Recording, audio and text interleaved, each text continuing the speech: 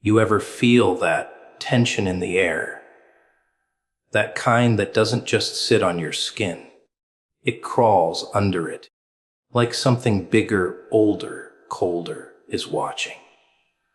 Not with curiosity, but disappointment. You can feel it, can't you? That silence that's too heavy, that chill that doesn't come from the weather.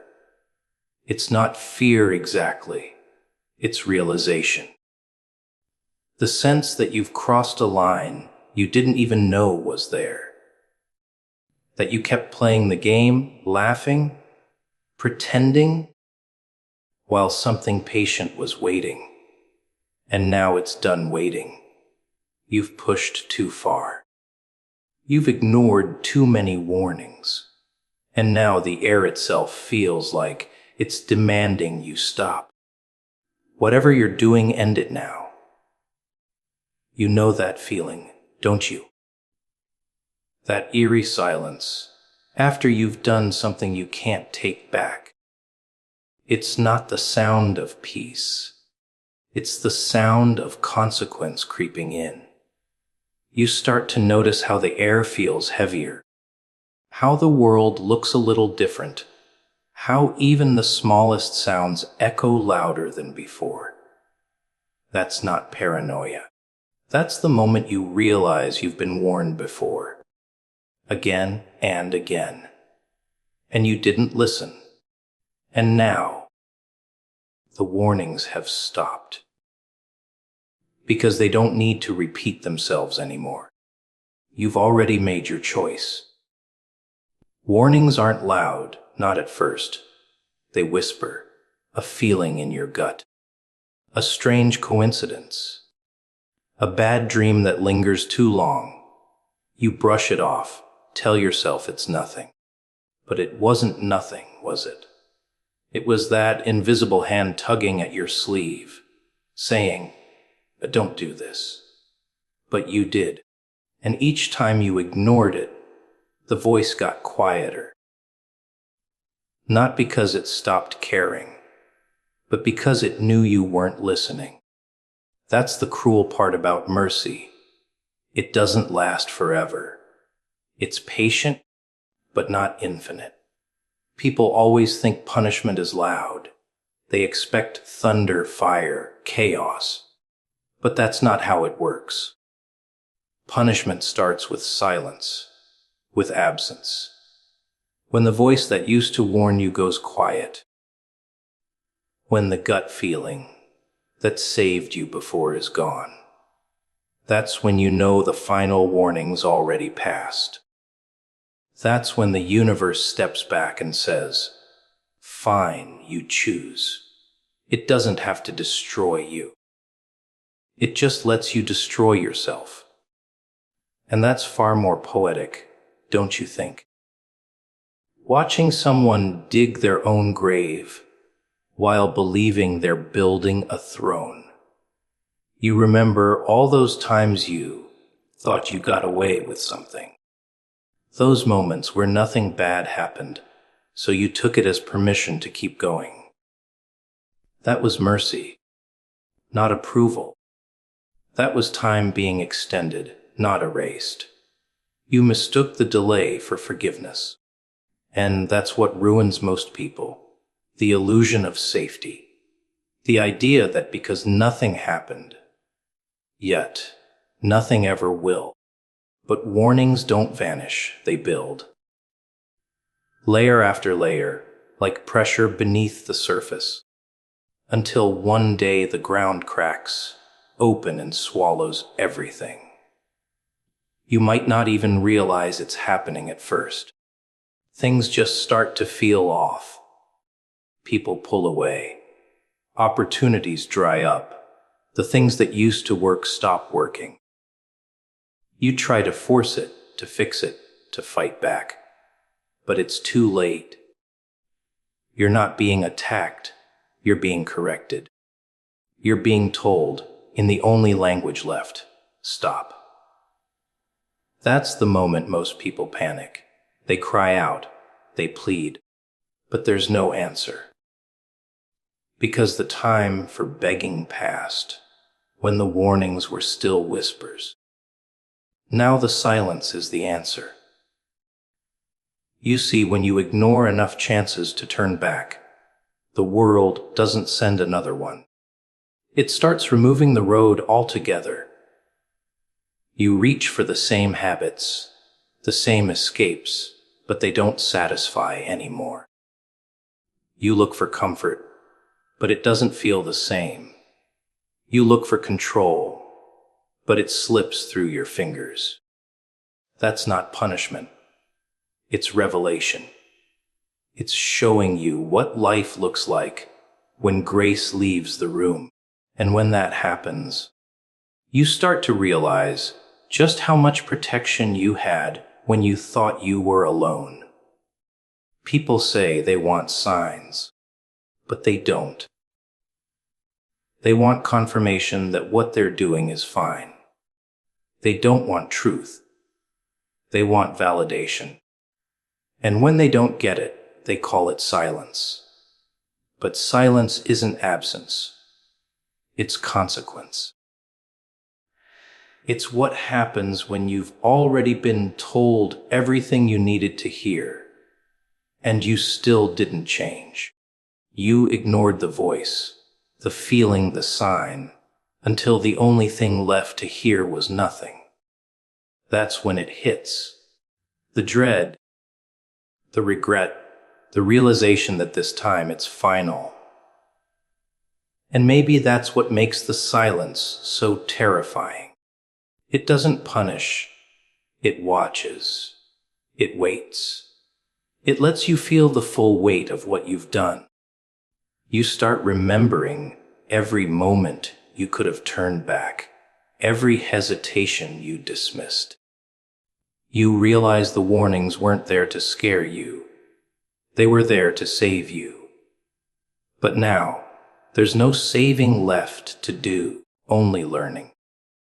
Only facing the aftermath you built with your own hands. That's what the final warning feels like. Not a voice from above, not thunder in the sky, but an emptiness that presses against your chest until you can't breathe. You'll want to call it bad luck, bad timing, someone else's fault. But deep down, you always knew. You just thought you had more time. You thought the rules didn't apply to you.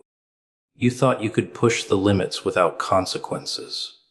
And now, all that's left is the silence.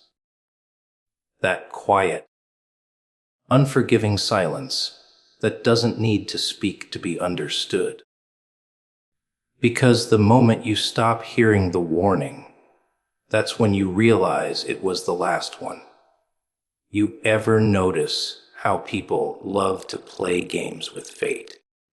They flip coins, make promises, test limits, as if the universe is some sort of dealer in a casino waiting to hand out mercy chips.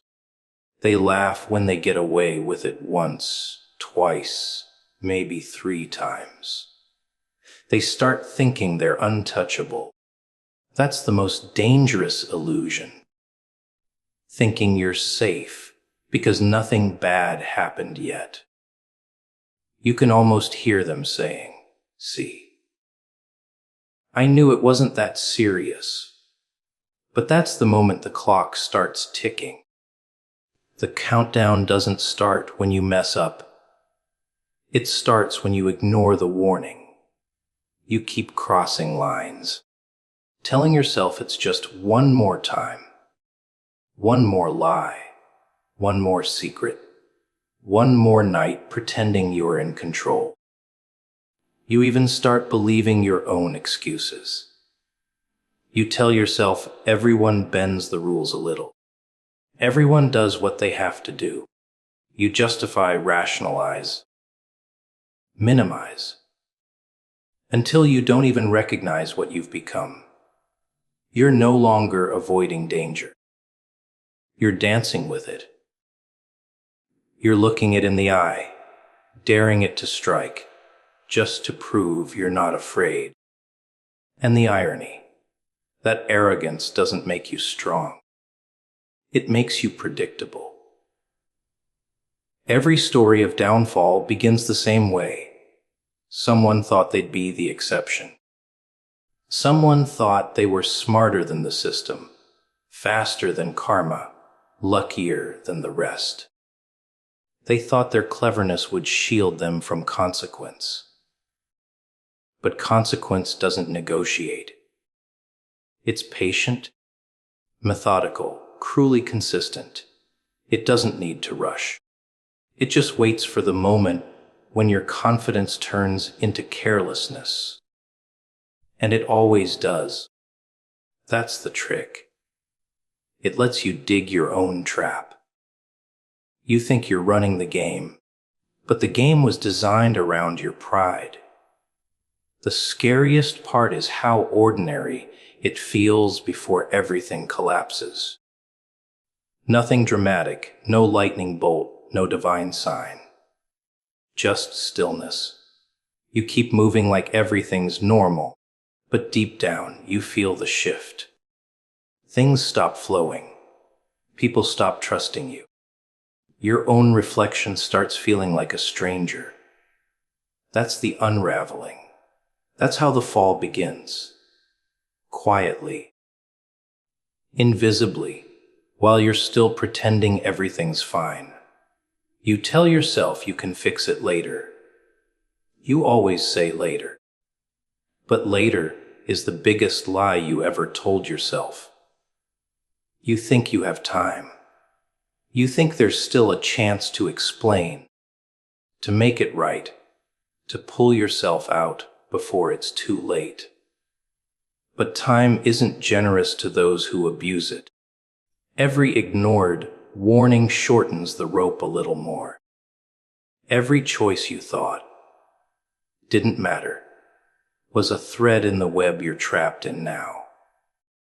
You thought you were free, but you've been tying your own knots the whole time. And when it finally tightens, you'll swear it happened suddenly. But it didn't. It was building all along, waiting for you to notice. It's funny how people only start praying when they're drowning, only start confessing when they're cornered, only start wishing they listened when silence becomes unbearable. That's when the mind starts replaying everything. Every red flag, every second chance. Every time someone tried to warn you. You remember the gut feeling, the uneasy thoughts, the voice that said, "Don't do it." But you shut it out. You convinced yourself it was fear, not instinct. And now, that same silence feels like judgment. Because deep down, you know. You had the warning. You just didn't want to hear it. There's a difference between ignorance and defiance. Ignorance is not knowing better. Defiance is knowing and doing it anyway. The world forgives the ignorant. But the defiant, they write their own punishment. It doesn't come from outside. It comes from within. It festers. It grows. Every lie, every choice, every ignored whisper becomes a weight pressing on your chest. You start to feel it when you wake up, when you go to sleep, when you try to smile and it doesn't reach your eyes. That's not bad luck. That's a soul trying to get your attention one last time. You can keep pretending it's fine, keep running faster, keep piling distractions on top of guilt. But eventually, you'll have to stop. And when you do, when everything's quiet and you're alone with yourself, you'll realize the truth was never hidden. It was always right there, staring at you. You just refused to see it because it required you to change. And change is what most people fear more than punishment. So they choose the slow death instead. the one where they smile on the outside and rot on the inside. There's a moment, just before the collapse, when you can almost feel the universe holding its breath. It's the pause before the storm, the space between the last warning and the first consequence. You won't know it's that moment until it passes. And by then, the silence will sound different, heavier, final. It won't be a warning anymore. It'll be a verdict. And the cruelest part is that deep down, you'll know. It didn't have to end this way. You were told. You were shown. You just didn't listen. You ever realize how silence can scream louder than words? When something deep inside you starts whispering, not with sound, but with that uneasy feeling that something's off. You try to ignore it, drown it with noise, music, laughter, work, people, anything that keeps you from hearing what your gut already knows. But the truth has this annoying habit of finding its way through the cracks. It seeps into your thoughts at night, crawls into your dreams, shows up in random moments when everything else goes quiet. That's not madness. That's awareness knocking. But most people, they'd rather cover their ears than open the door. You see, everyone thinks warnings come in thunder and lightning. Loud, obvious, impossible to miss. They expect a sign from the heavens, something dramatic that forces them to stop.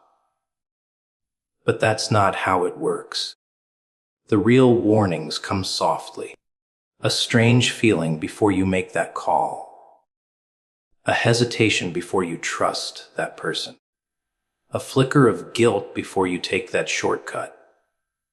You feel it, you always do, but you brush it off, convincing yourself it's just paranoia.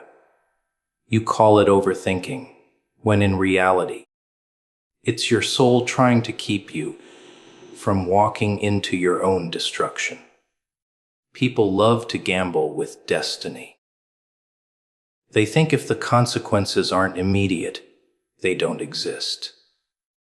They laugh off small mistakes, thinking they'll handle it later. But life doesn't work on your schedule. Every ignored warning adds another brick to the wall you're building between yourself and peace. One lie here, one compromise there, and suddenly, you're trapped inside something you built with your own hands. You start to wonder when things went wrong, as if the collapse happened overnight. It didn't. It was gradual. It was every small moment you said, "I'll deal with it tomorrow." There's this dangerous confidence that grows when you get away with things. You start believing the rules don't apply to you. You feel invincible, clever, untouchable. That's the delusion before the fall. You don't see the cracks forming beneath your feet because you're too busy admiring your reflection on the surface. But when it breaks, it doesn't give you a warning. It just swallows you whole. And when that happens, you'll look back and realize every red flag, every uneasy thought, every sleepless night was trying to tell you to stop. But pride doesn't listen. Pride is deaf until the silence becomes unbearable. And oh, that silence, it's not peaceful when you finally notice it. It's heavy. Suffocating. It presses down on you like a reminder of every chance you wasted. You'll start to feel eyes on you. Not real ones, but the kind that come from your own conscience, watching everything you've done. It won't shout. It'll whisper.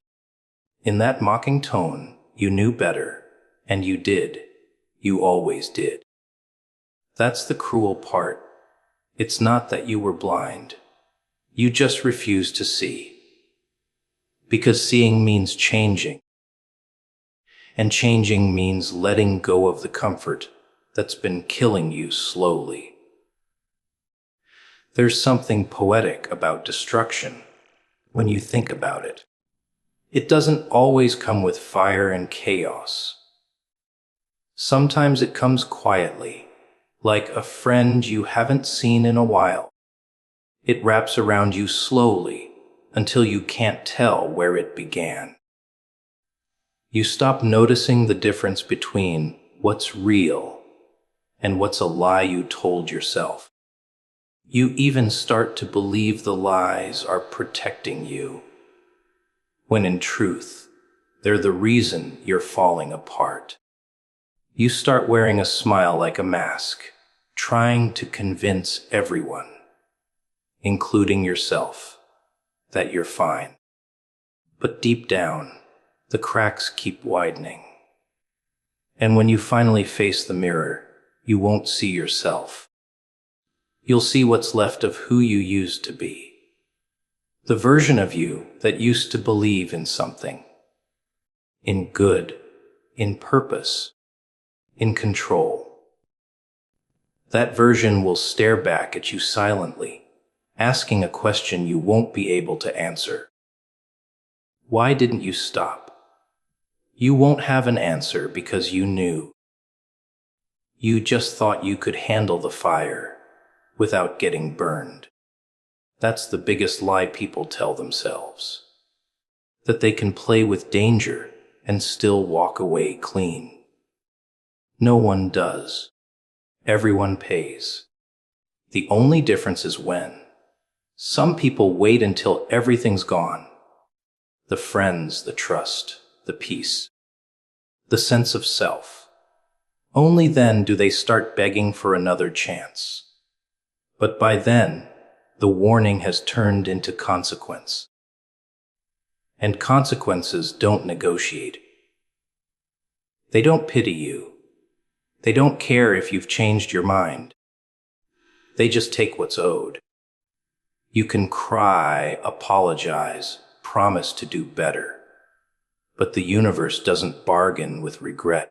It collects in silence. It always does. So when you feel that pull in your chest, that strange stillness before a bad decision, don't dismiss it. That's not fear. That's not hesitation. That's clarity, trying to reach you before it's too late. Most people wait until the storm hits before they start praying for the sun. But the warning always comes first. The question is whether you'll hear it this time, or whether you'll keep pretending the silence means safety while the fire keeps getting closer. You know what's funny about people? They think danger always looks like a monster. Fangs, blood, chaos. Something obvious, something you can point at and say, there it is. But real danger doesn't wear a mask. It smiles. It comforts you. It tells you what you want to hear. It holds your hand while it leads you straight into the pit. That's the kind of danger that ruins you. Not because it's strong, but because you trust it.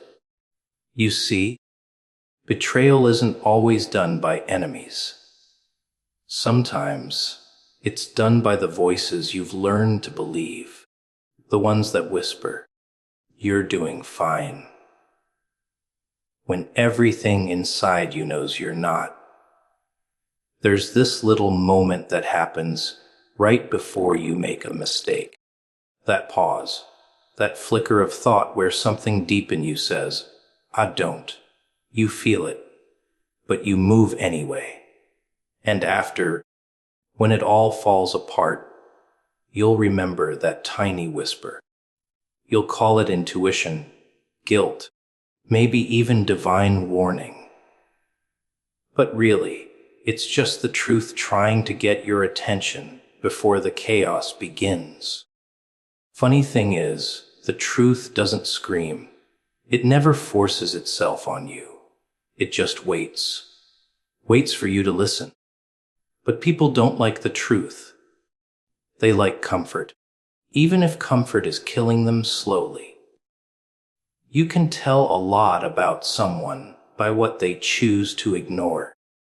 Some people see the cracks forming and paint over them. They'd rather live in a house that looks perfect from the outside than fix what's breaking inside. Because fixing means facing the mess. And most people can't handle the mess. They'd rather keep pretending everything's fine until one day the roof caves in and they act surprised. But deep down, they knew, everyone always knows, denial is the prettiest form of destruction. It lets you smile while everything burns behind you. The problem with ignoring the truth is that it never disappears. It lingers. It watches. It waits for the right moment to remind you of what you've been avoiding. Maybe it's a conversation you didn't want to have. Maybe it's a habit you swore you'd quit. Maybe it's someone you should have walked away from long ago. Whatever it is, it always finds a way to come back. That's the thing about reality. It doesn't care how long you run. It's patient. It knows you'll get tired before it does. And when it finally catches up, it doesn't knock politely. It breaks in. It turns the lights on when you least expect it. You'll stand there, surrounded by the wreckage, trying to piece together when things got so bad. But it wasn't sudden, was it? No, it was slow. Gradual. Every ignored warning, every forced smile, every little compromise stacked up until the weight became too much. And you'll tell yourself it happened overnight, because that's easier than admitting you built the disaster yourself. There's a strange peace that comes with honesty, but people fear it more than pain, because pain you can hide. Honesty strips you bare. It shows you who you really are, not who you pretend to be. That's terrifying for most people. To look in the mirror and see the version of themselves they've been running from. The one who's tired, broken, ashamed. But that's the only version that can change. You can't heal from what you refuse to acknowledge. Yet most people would rather decorate their wounds than treat them. The world has taught you that pretending is easier. Smile for the picture, act like you're fine, say. It's okay when it's not. But pretending is a poison. It doesn't kill you fast. It kills you quietly, bit by bit. You lose your spark, your curiosity, your sense of purpose. You start existing instead of living. You wake up one day and realize you've become a stranger to yourself. That's what ignoring the warning signs does. It doesn't explode. It erases you slowly until there's nothing left but a shell that laughs on command. And maybe that's the cruelest part of all. People will praise that version of you. They'll say you're strong because you keep going, when really, you're just numb. They'll admire your calm while you're dying inside. No one sees the cracks unless you show them. But showing them feels like weakness, doesn't it? So you stay silent. You carry the weight. You keep smiling. And the trap tightens with every day you pretend it's not there. There's a freedom in truth, but it costs everything. It costs your comfort, your illusions, your excuses.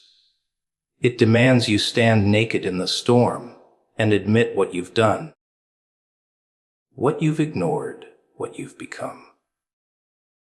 Most people don't have the stomach for that, but the few who do, they find something the rest never will: clarity.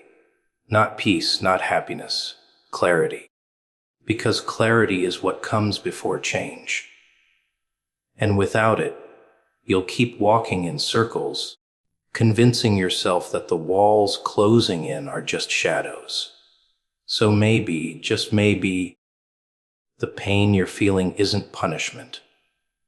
Maybe it's mercy. Maybe it's the last warning before everything collapses.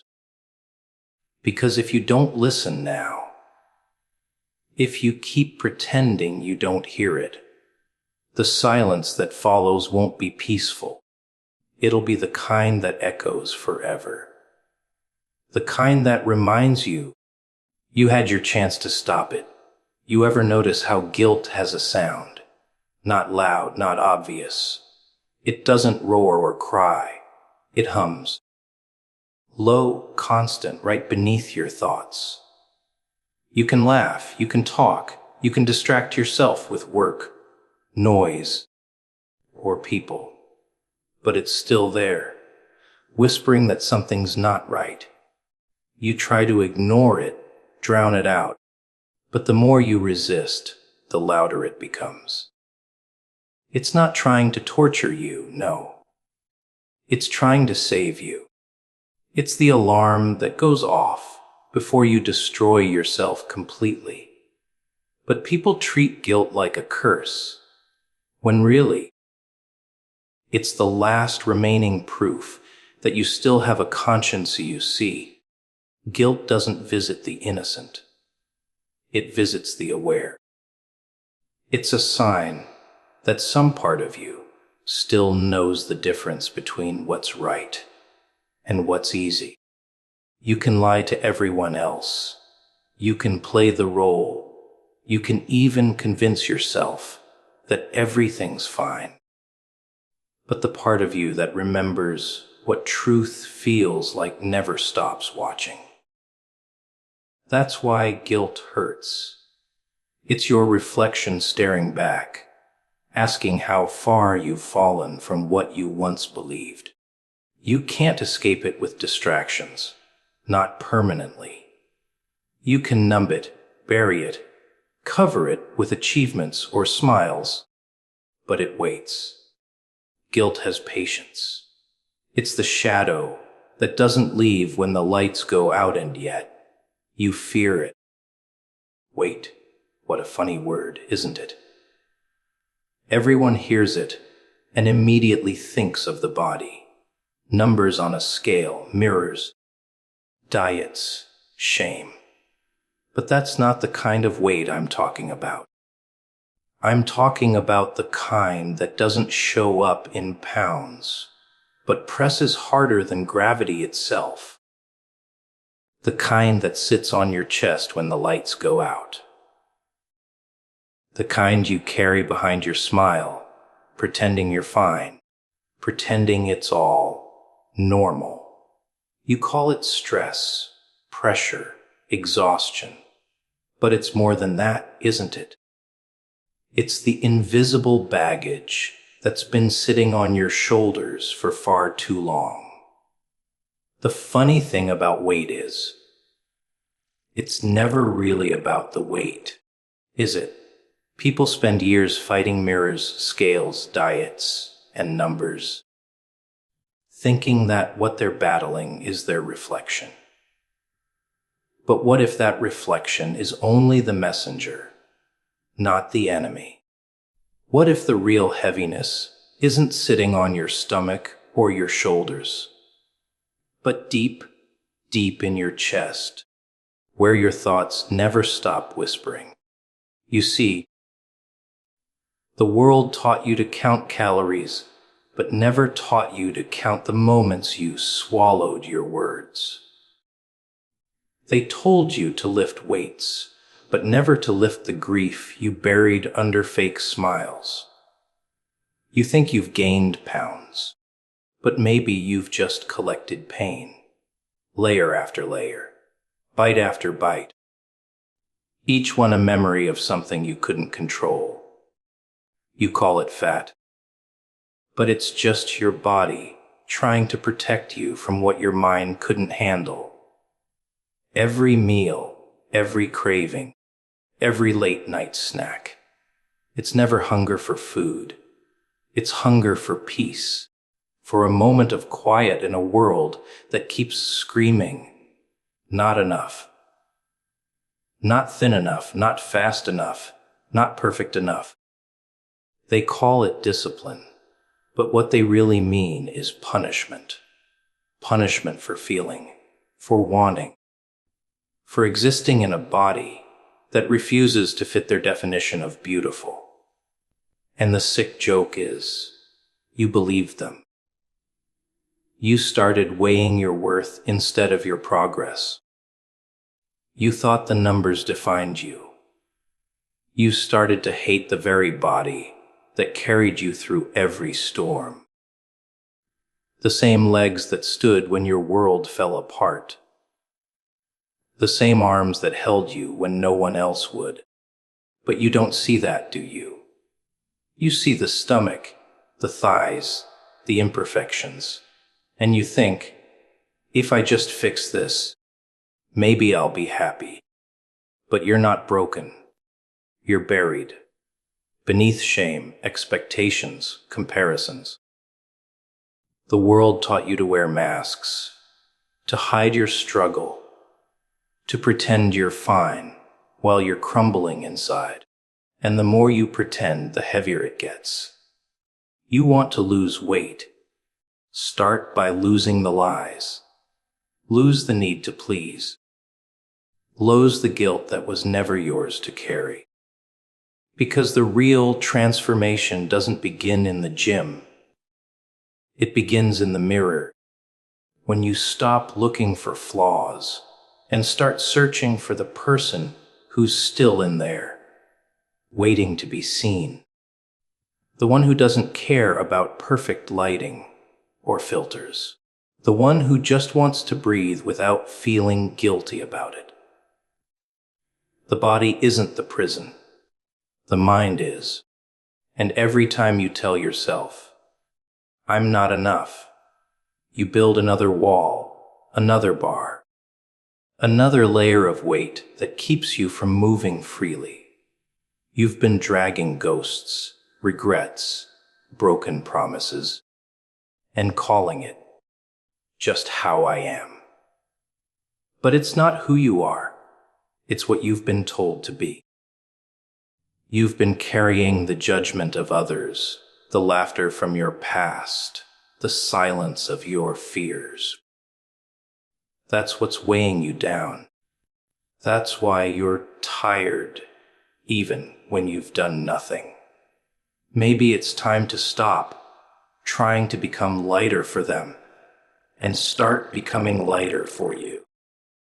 Not by shrinking your body, but by freeing your soul. By letting go of every cruel word that stuck to your skin like a stain. By forgiving yourself for all the times you thought you weren't worthy of love because of how you looked. You were never meant to be small. You were meant to take up space, your space. But somewhere along the way, someone told you that being less makes you more. And you believed it because you were desperate to belong. But belonging doesn't come from blending in. It comes from standing up, from saying, this is me, and I'm done hiding. Every scar, every mark, every curve tells a story of survival. You want to change. Change what's inside first. The way you speak to yourself, the way you see yourself. Because once you stop fighting your reflection, it starts fighting for you. And that's when the real transformation begins. Not when you lose pounds, but when you lose pain. When you finally stop carrying the invisible weight that no scale can ever measure. People love to talk about self-control as if it's some kind of magic switch you can flick on, and suddenly everything in life aligns. They tell you to be disciplined, to resist, to control your urges. But what they never tell you is that the more you try to control something, the more it controls you. You skip meals, you count calories, you punish yourself for every bite. You call it willpower, but deep down, it's fear. Fear of not being enough. Fear of being seen as weak. Fear of losing control, when in reality, control is the very thing that's eating you alive. There's a cruel little irony in the way the world operates.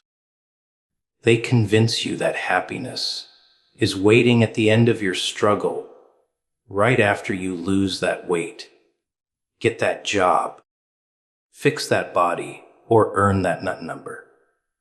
But that's the trick, isn't it? They never let you reach it. Because if you did, you'd stop chasing.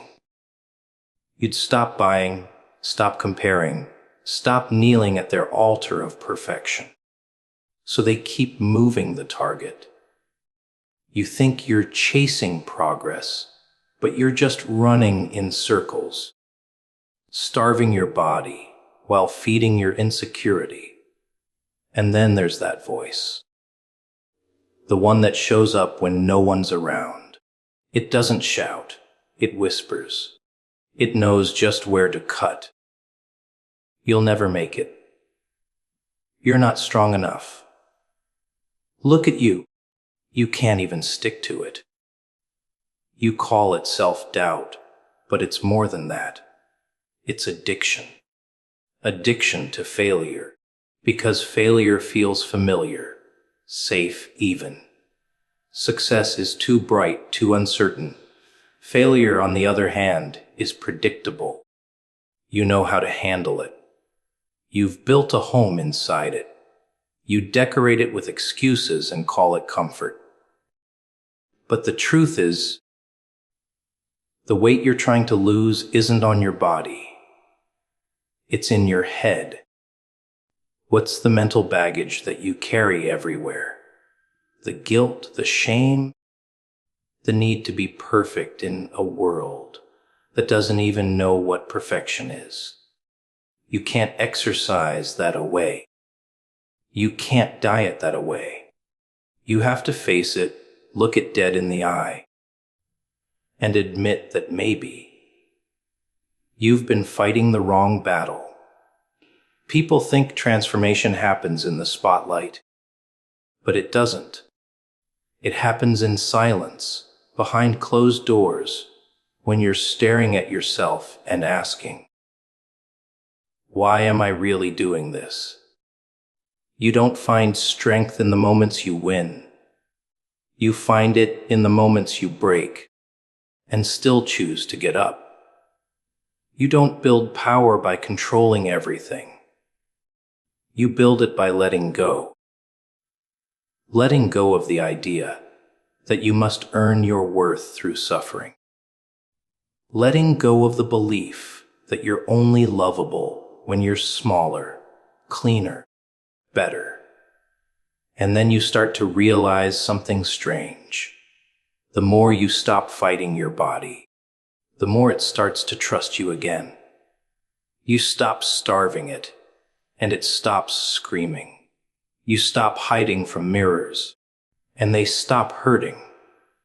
You stop seeing food as the enemy, and start seeing it as what it was always meant to be. Fuel, not punishment. You stop obsessing over control and start focusing on connection. Connection between your thoughts, your body, your purpose. It's funny, isn't it? How something as simple as hunger can reveal the truth about who you are. Hunger isn't always for food. Sometimes it's for freedom, for love, for peace. But people would rather starve than admit they're starving for something deeper. Because it's easier to say, I'm on a diet, than to say, I'm lost. Easier to obsess over a number than to face the emptiness that number is supposed to fix. You don't need to destroy yourself to rebuild. You don't need to hate yourself to change. You just need to understand that control is a cage. And maybe you've been sitting in it so long, you've forgotten that the door was never locked. They taught you to be afraid of what happens when you let go. But letting go isn't falling apart. It's falling free. It's realizing that the person you've been trying so hard to become might already be inside you, waiting for you to stop trying and start trusting. The truth is, control is a lie that keeps you trapped in an endless loop. The more you tighten your grip, the more you lose yourself. But when you stop gripping, when you stop fearing, when you stop punishing yourself for being human, that's when the real strength begins to show. Not the kind you can see in the mirror, but the kind that radiates from within. The kind that doesn't need validation, or approval, or applause. The kind that finally understands that freedom was never about controlling everything. It was about no longer needing to. Funny thing about the mirror. It doesn't just show you your reflection. It shows you your truth. The one you try so hard to hide from everyone, even yourself. You can wear the best clothes, the biggest smile, but the mirror, it doesn't care. It looks right through the mask, right into the parts you've been avoiding. And you know what it sees. It sees exhaustion. It sees someone who's been trying so damn hard to become someone else that they forgot who they were supposed to be in the first place. You stand there, staring, judging, adjusting, comparing. Every morning the same ritual. The same quiet war between what you see and what you wish you could see. And maybe, just maybe, that's the real weight you carry, not on your body, but in your soul. Because it's heavy, pretending to be fine all the time. It's heavy, smiling when you don't mean it, nodding when you want to scream. The world tells you, be confident. Love yourself. But no one explains how to love something you've been taught to hate. The reflection becomes your enemy, and your thoughts become the weapon. Not good enough. Not yet. If I fix this, then maybe I'll be happy. That's the trap, the endless cycle of ifs and maybes. You think happiness is hiding in the next version of you, the one who's fitter, stronger, richer. But every time you reach that version, it vanishes, replaced by another impossible standard. Because you've confused improvement with worth. You don't want to be better. You want to feel like you matter. And then comes the silence, the kind that echoes. You sit there, scrolling through faces, bodies, smiles that all seem perfect, and suddenly yours feels like a mistake. You forget that those faces are edited, filtered, painted illusions sold as reality. You forget that the same people preaching self-love are the ones profiting off your insecurity. They feed you lies wrapped in pretty slogans. You're beautiful, but buy this first. You're enough, but not without this. It's a game designed to keep you chasing what you already have but can't see. So what happens when you stop playing? When you stop letting the world dictate how you should feel about yourself? That's when things start to shift. You start to see that maybe the problem was never your body, your skin, your face. It was the noise. The endless chatter telling you to be everything except you. And once you silence it, you start to hear something new. Your own voice. The one that's been buried under years of comparison and criticism. The one that doesn't demand perfection, just honesty. That's when you realize the mirror was never mocking you. It was testing you. It wanted to see if you'd recognize the person standing in front of it. It wanted to know if you'd keep hiding behind filters, or if you'd finally face the raw version of yourself, the one with flaws, scars, and stories etched into every inch. That version, the real one, might not be perfect, but it's real. And real is terrifying to most people, because real can't be sold. Real can't be copied. Real can't be controlled, but it can be powerful. Once you stop running from your reflection, you start reclaiming your power. You start to understand that your worth was never tied to your looks, or your weight, or how many people tap your photo. Your worth is built in how you stand back up after breaking, how you keep going when no one's watching, how you survive in a world that profits off your doubt.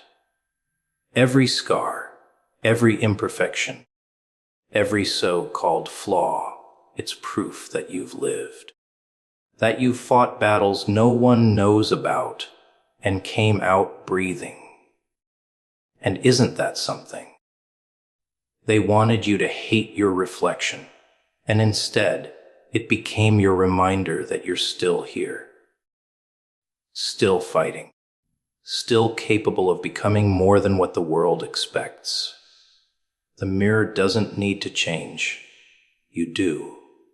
Not your shape, not your size, but your perspective. The moment you stop looking at yourself as a problem to be fixed and start seeing yourself as a story to be understood, everything changes. You don't have to love your reflection right away. You just have to stop hating it. You just have to look at it without flinching, without judging, without comparing. Because that person staring back at you has been through enough. They've carried the weight of expectations, criticism, failure, and still they're standing. They're showing up. They're trying.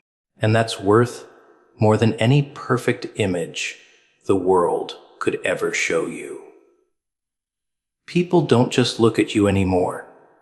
They study you. They dissect your face like it's a mystery they're trying to solve. Every glance, every whisper, every smirk carries meaning now. It's funny, isn't it?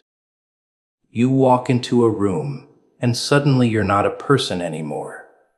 You're a topic, a walking headline. The way you raise an eyebrow, the way your lips tighten, the way your eyes flicker between tiredness and defiance. It all becomes part of the show. You didn't ask for it, but here you are, under the lights, playing a role you never auditioned for. You think it's harmless at first, just curiosity, just talk. But it grows, it spreads. People start telling your story for you, rewriting it, twisting it until it barely resembles your truth. They don't care about the real you. They care about the version that entertains them, the version that fits their gossip, their envy, their fear. You become a reflection of their insecurities. They can't stand that your presence reminds them of what they lack. So they turn you into something to mock, to question, to destroy. That's how society balances itself. It breaks the ones who stand out, so the average can feel safe again. You hear them talk about your face like it's a symbol. Something's changed about them. They whisper. They look different. And they're right, aren't they? Something has changed. Not the shape, not the color, not the expression. It's deeper. There's something behind the eyes now. Something sharper. Something colder. That's what they can't name, but they can feel it. That subtle shift when someone stops caring what others think and starts living by their own code. It terrifies them, because when you stop craving approval, you become unpredictable. You start noticing how people react to you now. The way some stare too long, trying to decode you. The way others avoid eye contact, as if looking into your eyes might reveal something uncomfortable. That's when you realize they see it too. The transformation, the storm that's been quietly brewing inside you, finally showing through your expression. They see the fire that no longer hides behind politeness or fear. You've crossed that invisible line between who you were and who you've become. And once that happens, there's no going back. And still, they keep talking. They can't help themselves. Humans fear what they can't control. And you've become a reminder of that. You've become a walking contradiction. Calm but dangerous, kind but unreadable, silent but loud in presence. They say your face looks different because it no longer mirrors their world. It reflects truth, raw, unfiltered truth, the kind that strips away illusions, the kind that makes people uncomfortable. Every rumor, every whisper, every side glance, they're tests. Little challenges to see if you'll flinch, if you'll break character, if you'll apologize for evolving. But you don't. Because deep down, you know something they don't. The face they're talking about isn't a mask. It's a scar. It's a mark of survival. Every curve, every shadow, every line tells a story of what you've endured to reach this point. You didn't wake up like this. You were forged into it. They'll never understand that this version of you was born from silence, from rejection, from nights when you felt invisible. The strength they see now is the result of every time you chose not to give up when it would have been easier to disappear. Your face carries that history, and that's why they talk. They sense something ancient in it. A reminder that pain can shape beauty, that chaos can carve character. And here's the strange part. They envy it. They won't admit it, but they do. Because while they hide behind filters and fake smiles, you wear your truth openly. While they beg to fit in, you've learned to stand apart. You don't need validation anymore. And that's what makes you powerful. Because power isn't loud. It's silent. It's in the way you walk through a room without needing attention. Yet everyone feels your presence. It's in the way your face says more in silence than their words ever could. Let them talk. Let them speculate. Their noise doesn't touch you anymore. You've learned that being misunderstood is the price of authenticity. That once you stop playing the role they expect, you become something they can't define. And people hate what they can't define. They want labels, boxes, explanations. But you've burned all of that. Now you exist beyond their comprehension. And maybe that's why your face unsettles them. It's not the face of who you were. It's the face of someone who finally knows who they are. You carry that face like a warning and a promise. A warning to those who try to mold you, and a promise to yourself that you'll never go back to shrinking for their comfort. They'll keep talking, and you'll keep walking, because deep down you understand. When they talk about your face, what they're really talking about is their fear of what happens when someone refuses to stay ordinary. It's strange, isn't it? How exhaustion doesn't always come from doing too much. It comes from apps carrying too much. You wake up tired before the day even begins, like you've been running marathons in your mind while your body lays still. You think it's the lack of sleep, the noise, the chaos of the world, but it's not. You're tired because of the weight you drag around. Invisible, emotional, psychological weight.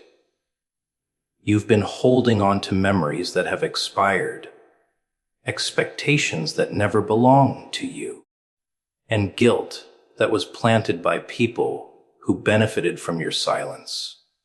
That's not tiredness. That's suffocation disguised as routine. You tell yourself it's just life, just how things are. But deep down, you know something's off. The heaviness doesn't go away, no matter how many times you distract yourself, no matter how many smiles you fake or goals you chase. It lingers. Like a shadow that doesn't know when to leave. You've learned to live with it, haven't you? To make room for it, to call it normal. You've even built your identity around it. You tell people, "I'm fine," when you're not. You convince yourself that maybe everyone feels this way, that maybe this weight is just part of being human. But it's not. It's part of being as afraid to let go. See, the cruel thing about pain is how comfortable it becomes. You get used to it. You start to think it's safer to carry it than to face what comes after, because letting go means confronting the silence that follows. And silence is terrifying, isn't it? It forces you to hear your own thoughts, to admit what you've been avoiding. It exposes how long you've been clinging to something that's been gone for years. Maybe it's a person. Maybe it's an image of who you thought you'd be. Maybe it's the version of yourself that could still believe in second chances.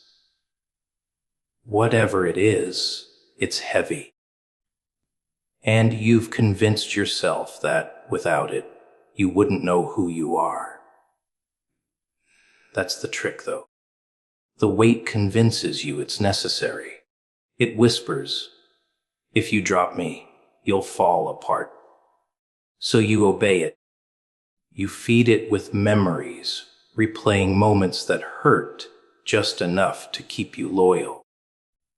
You carry people in your mind who stopped carrying you long ago. You relive mistakes that no one else even remembers. You wear your guilt like armor, pretending it protects you, when in truth, it's what keeps you from moving forward.